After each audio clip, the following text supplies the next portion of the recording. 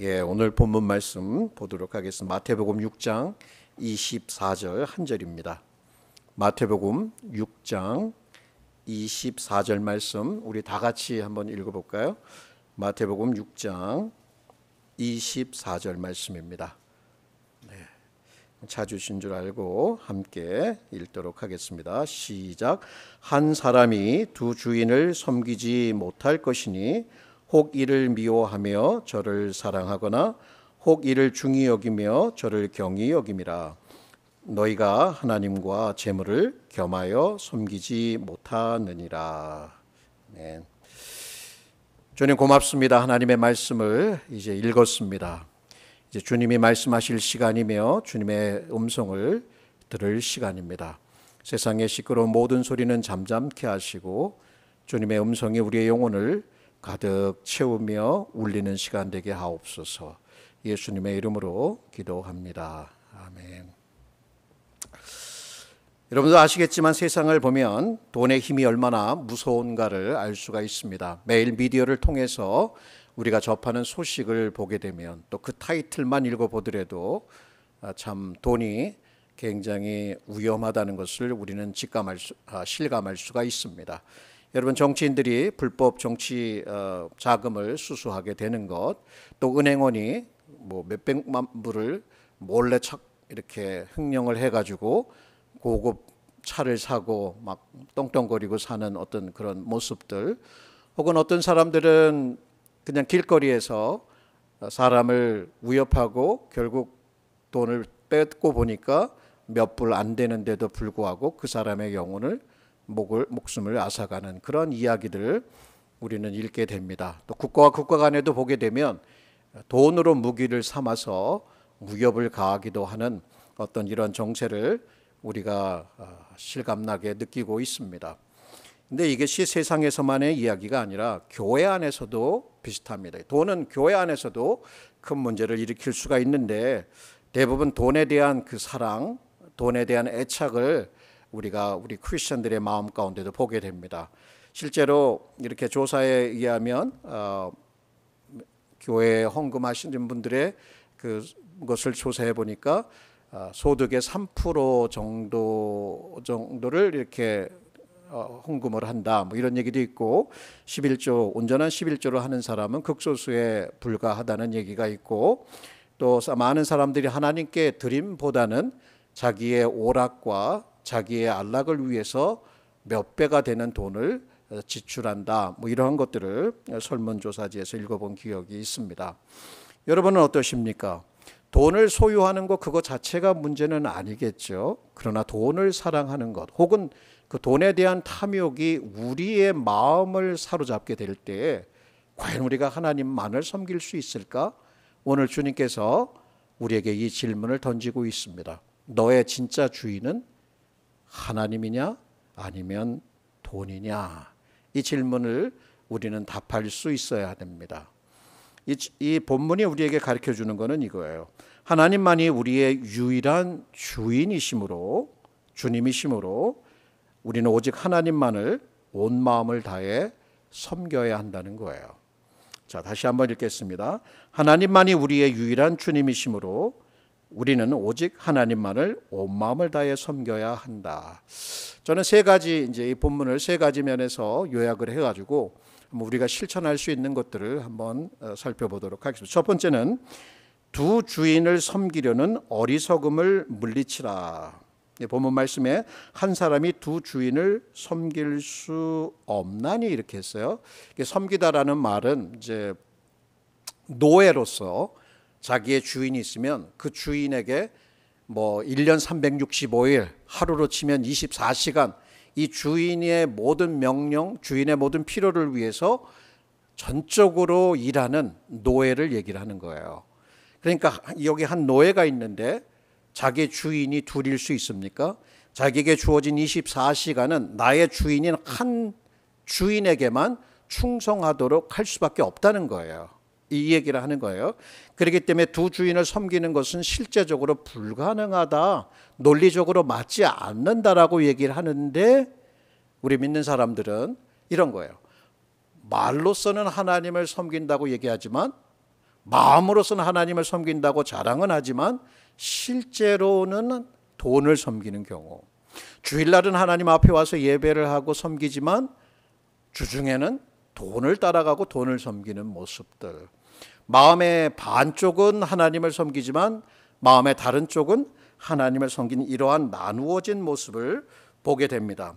이런 현대 기독교인들의 이중적인 삶에 대해서 짐 월러스라는 분이 이렇게 경고를 하고 있습니다. 오늘날 교회는 하나님과 맘몬이라는 게, 맘몬은 물질의 신이라고 하는 것을 뜻하거든요. 맘몬을 동시에 섬기려 하고 있으며 이러한 시도는 우리의 충성을 분열시켰다. 가난한 사람들이 대부분인 세상에서 부유한 교회는 우상 숭배의 산 증거이다. 여러분, 그러면 왜 돈이 우리의 마음에서 하나님의 자리를 차지하는 것인가? 한번 여러 가지 이유가 있겠지만, 여러분, 저는 이 돈은 즉각적인 효과가 있어요. 이게 뭐냐면, 내가 하나님의 임재를 느끼려고 하고 하나님의 임재 가운데 있다라는 것을 머리로는 알아요. 그런데 그게 느껴지지 않을 때가 상당히 많아요, 삶 속에서는. 근데 내가 돈이, 현금이 내 주머니에 뭐 몇백 불이 있다. 내가 필요하면, 배고프면 가서 사 먹고, 가스가 필요하면 가서 넣고, 돈은 즉각 내가 쓰는 거에 따라서 나의 필요를 채워주니까 돈의 그 효과가, 그 효력이, 그 능력이 눈에 가시적으로 피부로 느낄 수 있게 다가온단 말이에요. 그러니까 사람들은 아무리 뭐 하나님 얘기를 해도 돈 딱 거기에서 나타나는 효력을 보면 매력을 느끼는 거예요. 사실 우리가 매일의 생활을 하고 우리의 매일의 생존에 있어서 돈이 없게 되면 상당한 위협을 느끼게 됩니다. 여러분의 사는 집, 차도 그렇고 보험료도 그렇고 의료비도 그렇고 모든 것이 다 돈에 의해서, 경제, 돈에 의해서 운영되는 것을 보게 되기 때문에 우리는 돈의 그 매력에 끌릴 수밖에 없다는 거예요. 더 나아가서 우리의 대부분의 많은 기도를 보면 이 재정과 관련이 되어 있어요. 저도 학생들이라고 사역을 할 때도 보면 우리 학비 문제를 놓고 간절히 기도하는 친구들이 있어요. 근데 이 친구들이 목사님 기도해 주세요. 우리 기도 같이 다 해요. 그럼 학비가 채워지지 않으면 파이널 이기점을 볼 수가 없어요. 시험을 볼 수 있는 기회를 주질 않아요. 그럼 그 학기를 패스할 수가 없는 거예요. 그리고 한국에서는 부모님이 어떻게든지 돈을 마련해 보려고 노력을 해요. 그리고 이 친구도 장학금도 어느 정도 신청해서 받고 그러지만 여전히 몇천 불이 모자라요. 이랬을 때에 기도하던 어떤 헌금, 기도하는데 어떤 무명의 사람이 그 아이를 위해서 돈을 헌금 몇천 불을 보내줬다. 그래서 학교에서 이런 것을 이제 시험을 보게 하고 그 학기를 마칠 수 있게 했다. 그럼 이렇게 됐을 때 재정적인 문제로 하나님 앞에 기도했을 때 하나님이 응답해 주셨다. 그러면 이 하나님의 실제 살아계심에 대해서 간증을 해요. 근데 어떤 분은 그렇게 기도를 했는데 전혀 이 하나님께서 채워주지 않고 여전히 삶은 어려워진다 그러면 과연 하나님이 살아계신 거야? 하면서 우리가 이 생활하는 이 신앙생활에도 돈은 이렇게 밀접하게 관계를 맺고 있어서 돈이 어떻게 보면 우리에게 신성한 마력을 행사하는 것 같다, 이렇게 얘기를 해요. 돈이 살아있는 것처럼 우리의 영혼에 신성한 마력을 행사한다. 사실 그런 것들에 대한 현대적인 그 예들은 우리가 직장 생활하시는 분들 보면 교회의 모임은 뜸하지만 뭐 회식 자리다 무슨 자리다 있으면 돈 벌 기회만 있으면 나가시는 경우들 많아요. 회사 생활하면서 또 조그만 가게를 운영하시거나 또 기업을 하시는 분들도 이 돈 문제 때문에 부당한 어떤 이러한 이러한 일들을 거짓 거래를 통해서 돈을 벗는다든지 또 관계를 이렇게 정말 가족 관계가 저렇게 소중한데도 불구하고 돈 때문에 일하다 보니까 가족 관계를 희생하는 경우도 보게 돼요. 그리고 또 우리 어떻습니까, 여러분? 한국 사회나 미국 사회나 명품, 사람들이 믿는 사람이든 안 믿는 사람이든 그 명품 또 들고 다니면서 자랑하고 과시하고 자기의 어떤 모습을 과시하려는 것들, 또 투자에 대한 것들, 뭐 그러니까 주식 투자라든지 뭐 투자해서 얼마나 남길 수 있을까, 또 자녀들의 교육은 제일 좋은 학교를 보내려고 하는 어떤 그런 것들, 교회 내에서도 헌금하는 동기가 더 많은 축복을 받기 위한 것이라든지, 또 교회 내에서도 성공의 척도가 그 사람이 얼마나 많은 연봉을 받고 있는지 뭐 이런 것들로 판단하는 것을 보게 돼요. 그러니까 교회에 이러한 사람들의 욕구를, 돈에 대한 탐욕이나 욕구를 충족시켜주기 위해서 그러니까 성공 복음이라는 게 있어요. 교회 내에 들어와 가지고 하나님께서 여러분이 믿음만 있으면 모든 병이 낫고 부자가 되길 원한다. 그래서 하나님 앞에 열심을 내게 합니다. 그러면 부자가 되고 건강하게 살 수 있다는 이러한 거짓 성공 복음, 번영 복음을 외치게 합니다. 그래서 그 사람들은 굉장히 많은 그런 복음을 전하는 교회가 크게 되고 또 그 복음을 전하는 사람들, 특히 목회자들이 어마어마한 부를 축적하는 것을 보게 됩니다. 요트도 갖고 있고 자가 비행기도 가지고 있으면서 전 세계적으로 복음을 전하고 다닌다고 하면서 교회에 이렇게 자가용 비행기를 사달라고 요구하는 경우도 보았습니다. 여러분, 그런데 이러한 복음을 외치는 사람들에게 있어서 예수께서 말씀하신 너가 나의 제자가 되기를 원하느냐? 자기 자신을 부인하고 십자가를 지고 나를 따르라는 이런 모습이 보여지지가 않아요.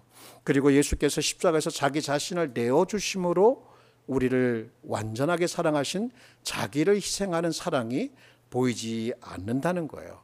오히려 자기가 쌓아놓은 이 축적된 부를 보여주면서 하나님 잘 믿으면 이렇게 부자가 된다라고 자랑을 합니다.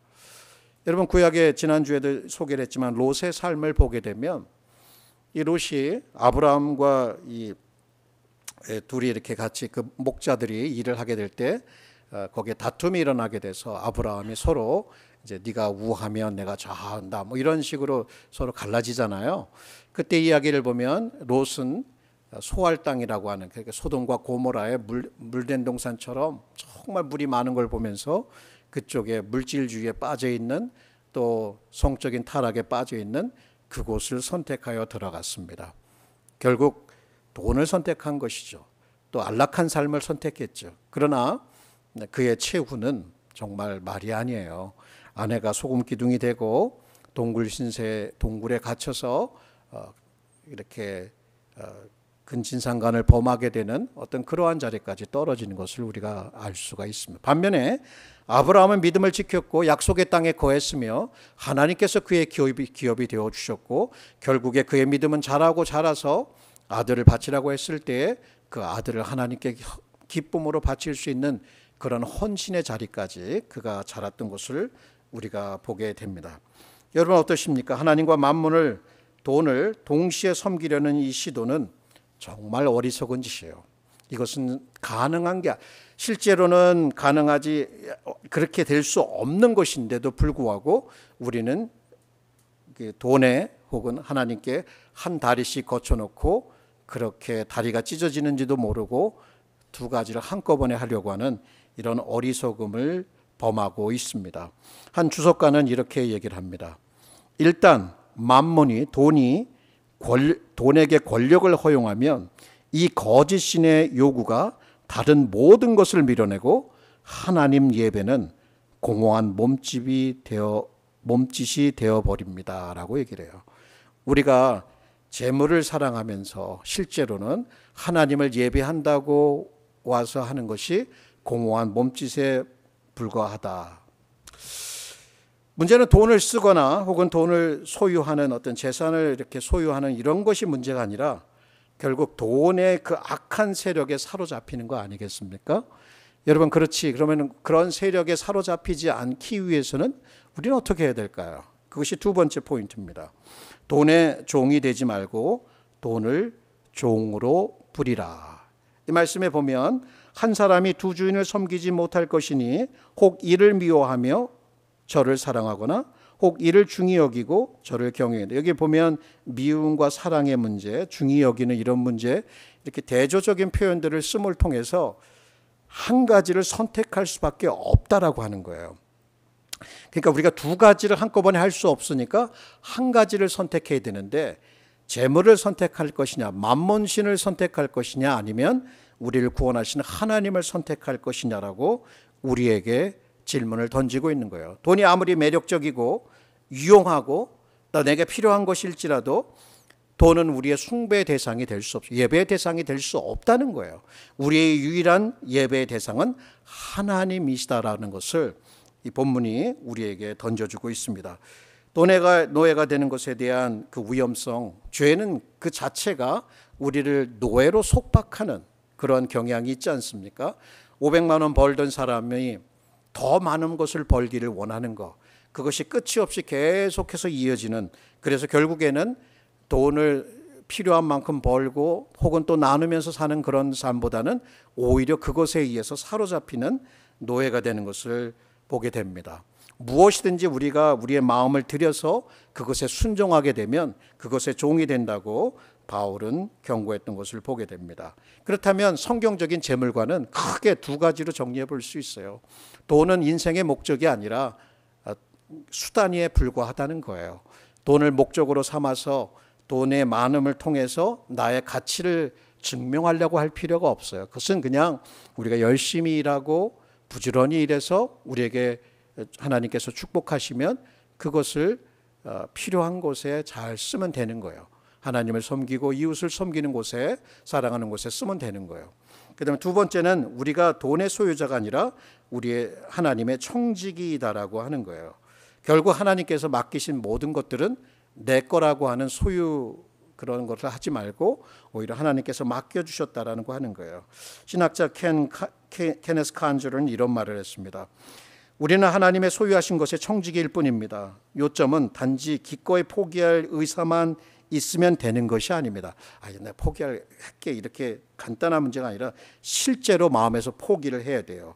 우리는 이 세상의 부에 대한 모든 권리를 완전히 포기해야 된다. 여러분이 가지고 있는 모든 재산들이 여러분의 것이라고 얘기할 수 있겠죠. 보통 그렇게들 대부분 별 생각 없이 얘기를 하지만 곰곰이 성경적으로 생각을 해보면 하나님이 실제 소유주이고 나는 청지기이고 그것을 하나님의 목적을 위해서 써야 된다는 거예요. 그러면 돈이 우리에게 신적인 매력을 가지고 마력으로 우리를 유혹하려고 할 때 그것으로부터 벗어날 수 있는 길, 돈이 가진 그 신성, 말하자면 그런 언어를 표현한다면 돈이 가진 신적인 마력, 신성을 없애버리는 길은 딱 한 가지예요. 나눔이에요. 나눔. 관대하게 나누는 거예요. 우리가 우리의 것으로 주장하지 않고 선한 목적을 위해서, 다른 일을 위해서 나누면서 사는 거예요. 내가 줄 때에 나는 돈이 내 주인이 아니다라고 하는 것을 세상에 선언하는 거예요.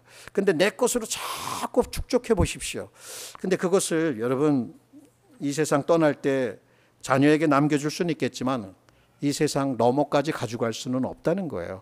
아무리 많은 돈을 벌었어도 그 돈으로 내가 얼마만큼 소유했냐로 기억되기보다는 얼마나 많이 베풀고 나누었는가로 기억되는 것이 영원한 가치가 있는 것이라고 우리는 전에 살펴보았지 않습니까? 여러분, 신학자인 자크 에럴이라고 하는 사람이 있는데 이분이 참 아주 재밌는 이야기를 했어요. 이렇게 profanation, 이게 영어로 하면 profane 한다면 이거는 그렇게 더럽힌다는 거거든요. 돈이 마력을 가지고 신성인 것 하나님처럼 행세할 때 넌 그게 아니야라고 하는 게 뭐냐면 이 사람의 말에 의하면 돈을 비속화한다니까 profanation, 비속화하는 것이 그것의 신성의 특징을 신성, 이게 돈이 신이 아니다는 걸 제거하는 것이에요. 이것은 바로 하나님께 드리는 것인 거예요. 내가 줄 때마다 돈이 나를 조종하지 않는다라고 하는 거예요. 지속적인 관대함은 돈의 지속적인 비신성화이다. 그러니까 내가 남들에게 부요하게 마치 하나님께 구워주듯이 남들에게 나누고 그런 삶을 살아갈 때 돈을 향해서 너는 나를 지배하는 신이 아니야라고 말하는 것과 같다는 것입니다. 여러분, 그 미국에 워런 베일리라는 사람이 있었어요. 근데 이 사람이 그 굉장히 부자였어요. 여기 이제 조지아 사람인데 2000년도 7월 4일 날 88세로 세상을 이제 떠나시면서 참 재밌는 일화가 있어요. 이 사람이 교회는 다니질 않아요. 근데 매년 그 로컬에 있는 조그만 교회에 10만 불씩 그 헌금을 했어요. 근데 그 교회는 1년 예산이 30만 불이 안 되는 그런 사이즈의 교회였단 말이에요. 근데 이분이 10만 불씩 헌금을 한 거예요.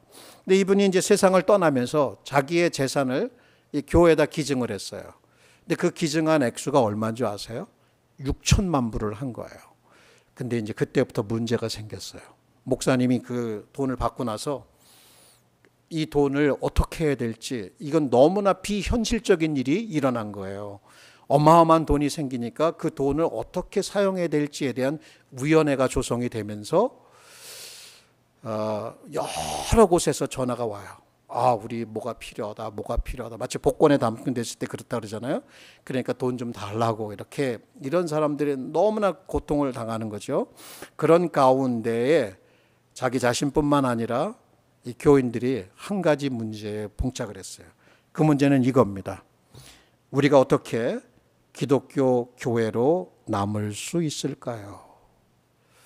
작은 교회, 서로 옹기종기 모여서 하나님의 말씀을 듣고 예배하며 또 복음을 전하려고 했던 교회에 6천만 불이나 되는 거액이 들어왔을 때 그것을 어떻게 해야 될지, 정말 우리가 이 탐욕을 극복하고 돈의 종이 되지 않고 돈을 종처럼 부릴 수 있을까? 자, 이 문제 앞에 이들은 어떻게 해야 할지를 잘 몰랐던 겁니다.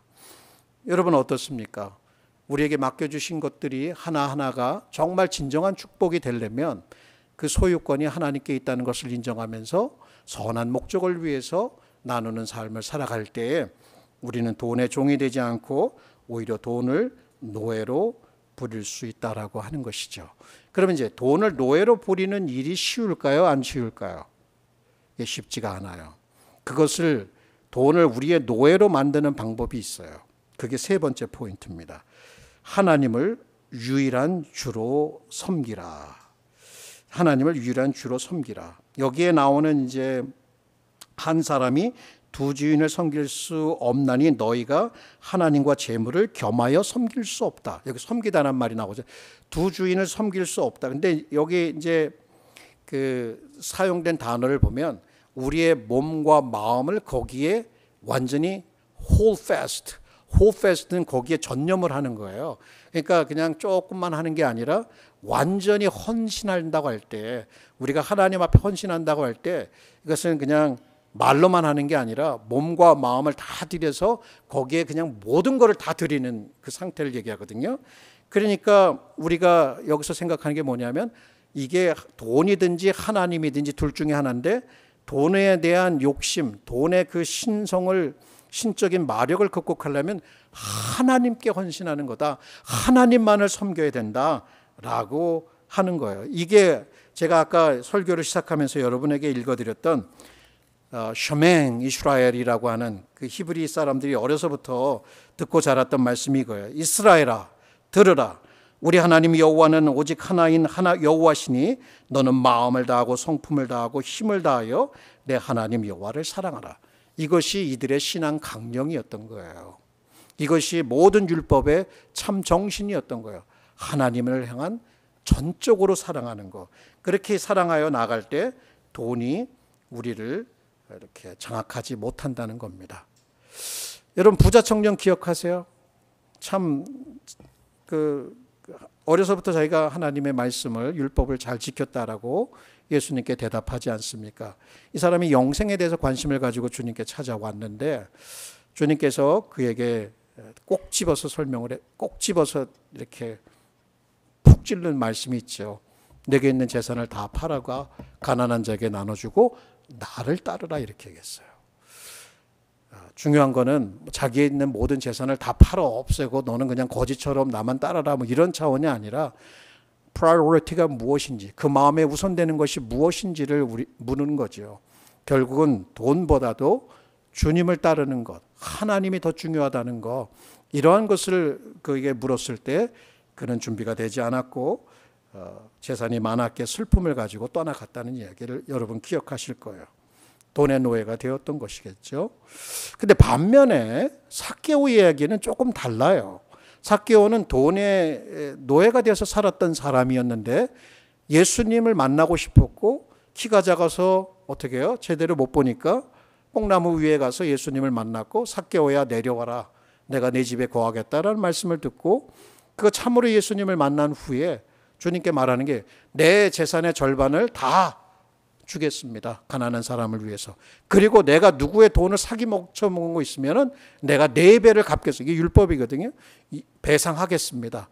결국은 재물의 노예로 살다가 주님을 만나고 나니까 주님이 나의 목적이고 주님이 나의 기쁨이고 만족이고 나의 참된 부요함이다라고 하는 그러한 자세를 이제 여기서 자기의 회개를 통해서 재물에 대한 자세를 통해서 보여주고 있는 것을 우리가 알 수가 있습니다.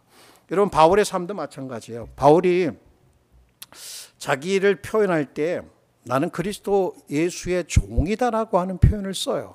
종이라고 하는 말 여기도 쓰인 거잖아요. 그 종이라고 하는 것은 아까도 얘기했듯이 주인의 뜻을 전적으로 따르는 거예요. 내 의견이 없는 거예요. 주인의 뜻이면 내 뜻인 거예요. 그래서 그 뜻을 따라서 자기 자신을 완전히 헌신하는 거예요. 그게 종에게는 가장 큰 특권이고 가장 큰 기쁨이고 만족이 되는 거예요. 근데 사실 노예로 이 땅을 살아간다는 거, 이건 굉장히 현대적인 이런 어떤 감각이나 정서에 비춰볼 때 이건 축복이 절대로 아닙니다. 그런데 우리가 하나님의 노예, 하나님의 종이 된다는 것은 다른 거예요. 세상의 종이 되는 것과 재물의 종이 되는 것 혹은 쾌락의 종이 되는 것과는 다르게 오히려 하나님께 전적으로 헌신해서 자기 자신을 드리게 되었을 때에 하나님으로부터 오는 그 기쁨과 만족과 그 자유함이 있다는 거예요. 내가 하나님의 종이 되었는데 진정한 자유함을 누린다라고 하는 것이 성경이 보여주는 역설이거든요. 이건 경험한 사람만 알아요. 우리는 거기까지 가지 못했기 때문에 여전히 계속해서 양다리를 거치면서 생활하려고 하지만 정적으로 그분 앞에 헌신하는 거, 이게 우리가 있어야 될 위치라고 스카리시 패스터, 그러니까 알렉산더 맥클러린이라고 하는 분이 있는데 이분의 얘기는 이거예요. 진정한 인간의 위치는 하나님의 노예가 되는 것입니다. 내 의지가 하나님의 의지와 합쳐질 때 참된, 보세요, 영광과 행복이 옵니다. 자, 여기에 중요한 게 이거예요. 바로 우리는 하나님의 종으로서 무조건적인 복종과 전적인 헌신을 통해 최고의 영광과 자유를 누립니다. 여러분, 이게 어떤 것인지 혹시 아십니까? 하나님께 온전한 헌신을 했을 때 거기서 오는 기쁨과 만족. 사도 바울은 알았던 것 같아요. 사도 바울은 그것을 위해서 부름을 받고 나서 뒤를 돌아보지 않고 온갖 고난을 받아도 그 길을 걸어갔고 정말 하나님의 그 영광을 바라보면서 살았고, 그러면서도 남들에게 기뻐하라, 주 안에서 기뻐하라라는 말씀을 할 수 있었고 그 자신도 주님의 기쁨을 삶 가운데 가지고 살았던 것을 알 수가 있습니다. 여러분, 존 뉴턴이라고 하시는 분 아세요? 존 뉴턴이 Amazing Grace를 이제 이렇게 쓰셨는데 이분이 그 노예 상인이었잖아요. 노예 상인이어서 사람들을 파는, 이런 흑인들을 파는 그런 일을 하다가 그분이 정말 극적으로 구원을 받고 난 다음에는 하나님의 종이 되는 거예요. 하나님의 노예가 되고 자기는 하나님께 속한 것을 굉장한 기쁨으로 알고 살았던 거예요. 사도 바울이든 또 존 뉴턴이든 이렇게 그 구원의 복과 구원의 은혜를 깊이 경험한 후에는 정말 하나님이 그들의 만족이 되고 그들의 목적이 되고 그들의 행복이 된다는 거예요. 사도 바울도 참 희한하다라고 하면 뭐하지만 참 훌륭하다라고 하는 그 말을 하고 싶은 게 이분의 고백이 이런 거예요. 자기가 이제 사역을 하면서 우리가 가난해도 많은 사람을 부유하게 하고 아무것도 없어도 모든 것을 소유했다. 이게 고린도후서 6장 10절에 보면 이런 말씀이 있는 것을 볼 수가 있습니다. 여러분은 어떠십니까? 정말 돈의 노예가 되지 않기 위해서 어떻게 해야 될 것인가? 답은 한 가지예요. 하나님만 전적으로 온 마음 다해 섬겨라. 이렇게 하면 내가 얻는 게 뭔데? 해보면 알아요. 성경에 그 답은 진정한 자유함이 거기 있다는 거예요. 하나님의 종이 되면 진정한 자유를 누릴 수 있고 또 하나님의 진정한 행복을 누릴 수 있다는 것입니다. 결론입니다, 여러분. 어떤 한 성공한 미국의 CEO가 사업 제안을 받습니다. 결정을 내려야 돼요. 근데 아무리 곰곰이 생각해도 양심이 편하지 않고 자기가 이러한 사업 기회를 테이크하게 되면 자기의 신앙의 어떤 그런 믿음 바를 약간은 이렇게 타협을 해야 되고 그런 과정 속에서 어떤 사람들에게 희생을 요구해야 되는 그런 일이었어요. 그래서 그는 그것이 많은 돈을 벌 수 있는 기회가 될 수 있음에도 불구하고 과감하게 그것을 노했어요. 그랬을 때에 그는 시간이 걸렸지만 당장에 돈을 벌지 못했지만 시간이 걸리면서 그가 신뢰와 신용을 쌓았어요. 그 업계에서. 그리고 직원들에게 정직한 모습으로 회사를 경영하는 모습을 보여주었고 그는 사람들의 존경을 받고 신뢰를 얻었다라고 하는 것을 보여주었어요. 결국 돈의 노예가 되기보다는 일시적인 순간적인 어떤 큰 재물을 쌓는 것보다는 신뢰와 자기의 믿음을 지켰고 하나님을 섬기는 그런 모습을 보여줬던 것을 볼 수 있습니다. 여러분, 돈은 우리를 난폭하게 다루는 마치 아주 굉장히 난폭한 폭군 같은 그런 것으로 우리를 착취하고 우리의 인격을 말살시키는 어떤 그러한 악함이 있어요. 그렇기 때문에 우리가 그런 것들을 알고 하나님의 목적을 위해서 잘 쓸 필요가 있다는 것을 오늘 설교를 통해서 배우게 됩니다. 여러분 어떠십니까? 지난 3주간 우리가 살펴본 말씀은 하늘에 쌓는 삶이냐 이 땅에 쌓는 삶이냐, 정말 영적인 시각이 있는 영적으로 눈이 띄어진 사람이냐 아니면 영적으로 눈이 감겨진 것인가, 인생에서 가치 있는 것을 볼 수 있는 눈이 있느냐에 대해서 살펴보았어요. 오늘은 재물이냐 아니면 하나님이냐. 자, 이 두 가지 양자택일의 문제에 있어서 여러분은 늘 한 가지를 선택하셔야 할 것입니다. 우리는 이미 그 답을 살펴보았습니다. 저와 여러분의 선택이 오늘 말씀을 통해서 우리에게 주신 하나님만을 섬기는, 정말 돈을 종으로 부리고 하나님만을 섬기는, 그래서 하늘에 쌓는 그러한 영원히 남는 기억되는 삶이 되었으면 좋겠다.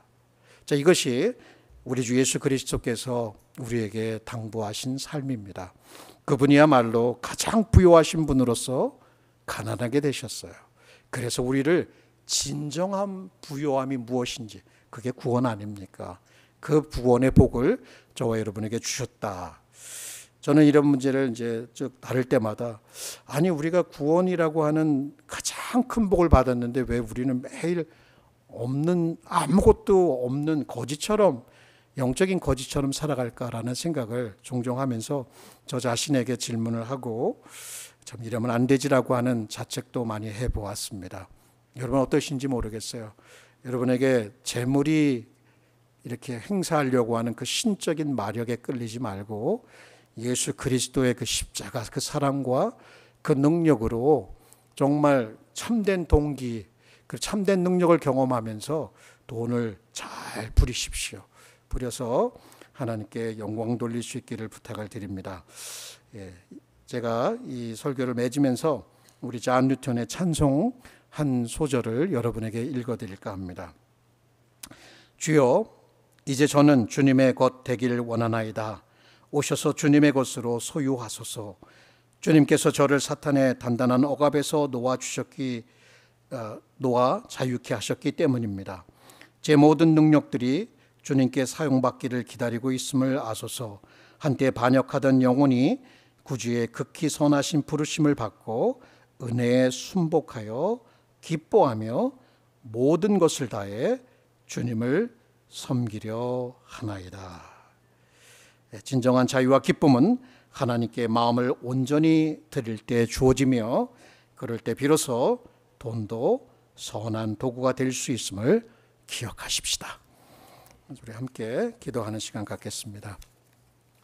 오늘 말씀을 듣고 돈을 잘 사용해서 선한 도구로 사용하고 하나님께 영광을 돌리고 하나님만을 섬기는 우리가 될 수 있도록 우리의 마음을 돌아보고 또 우리의 마음을 주님 장악해 달라고 붙들어 달라고 다 같이 기도하시겠습니다.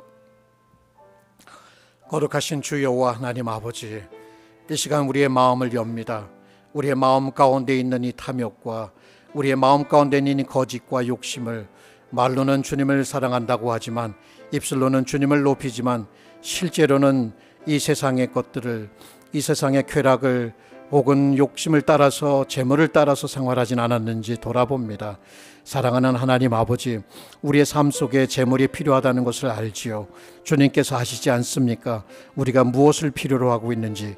그러나 그 작은 필요가 채워지지 않으면 어떨까라고 하는 염려 때문에 우리는 늘 사로잡혀서 이것을 더 채우고 저것을 더 채우고 우리의 인생과 미래를 책임지려고 했던 우리들의 연약한 모습을 주님 앞에 고백합니다. 사랑하는 주님이시여, 우리의 삶을 아시고 우리를 구원하시고 지금도 우리의 필요를 채우시는 하나님의 선하심과 그 신실하심을 믿고 하나님 따라갈 수 있도록 저희들에게 은혜를 베풀어 주옵소서. 지금도 함께 하셔서 정말 저희들의 마음을 붙들어 주지 않는다면 우리의 눈은 세상에 팔리게 되고 결국은 아버지 하나님 세상을 따라가게 될 것입니다. 전능하신 아버지 하나님을 알게 하옵소서. 주님을 우리에게 나타내 보여주시옵소서. 주님의 능력을 보여주시옵소서. 그래서 우리의 필요가 채워질 뿐만 아니라 주님으로 인한 그 행복과 자유함을 누릴 수 있도록 우리에게 역사해 주옵시기를 원하옵나이다. 우리 하나님 아버지, 우리 교회 가운데 또 우리 사랑하는 교우들 가운데 여러 필요들이 있는 것을 아시옵나이다. 재정적인 필요도 주님 아시지 않습니까? 그러므로 주님 앞에 기도하는 것은 돈의 노예가 되기를 원치 않사오니 우리의 필요를 채우시며 주님의 능력을 나타내시며 또한 우리가 주님의 살아계심을 경험하며 주님과의 깊이가 더하여져 갈 수 있도록 저희 모두를 축복하여 주시옵소서. 오 주님께 모든 영광 돌립니다. 감사합니다. 예수님의 이름으로 감사하며 기도드립니다. 아멘.